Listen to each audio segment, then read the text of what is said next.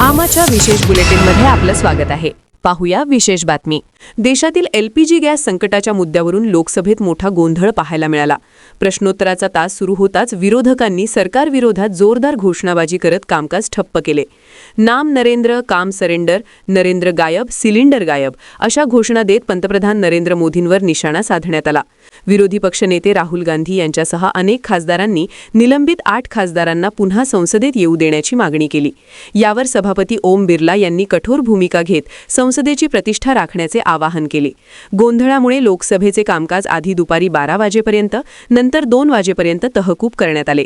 दुपारी सुरू झालेले कामकाजही फार वेळ चालू शकले नाही आणि अखेर लोकसभा 16 मार्चपर्यंत तहकूब करण्यात आली। 8 मेंबर सर आपने वादा किया सर 40 दिन हो गए सर। सदन की मेजों पे चढ़ोगे तो यही कार्रवाई होगी। क्लियर है। और एक और आग्रह, हाँ और एक और आग्रह कर रहा हूँ, एक और आग्रह कर रहा हूँ। सदन की पवित्रता चाहे संसद के परिसर के अंदर हो चाहे संसद के बाहर हो, संसद की पवित्रता, मर्यादा, प्रतिष्ठा बनाने की सबकी जिम्मेदारी है।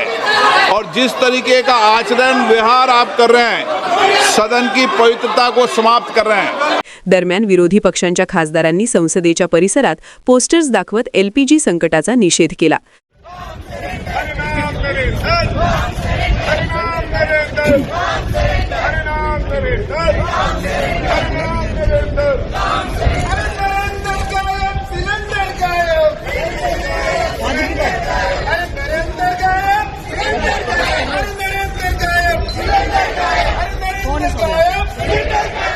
तृणमूल काँग्रेसने मुख्य निवडणूक आयुक्त ज्ञानेश कुमार यांना पदावरून हटवण्यासाठी दोन्ही सभागृहात प्रस्ताव मांडण्याची नोटीस दिली आहे।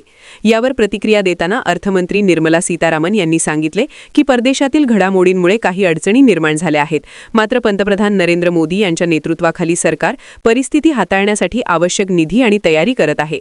अशा वेळी विरोधकांनी सरकार सोबत उभे राहून जनतेला आश्वस्त करणे अपेक्षित आहे, असेही त्यांनी म्हटले। आमा चॅनलला लाईक करा, बातमीला शेअर करा, सबस्क्राइब फॉलो करायला विसरू नका।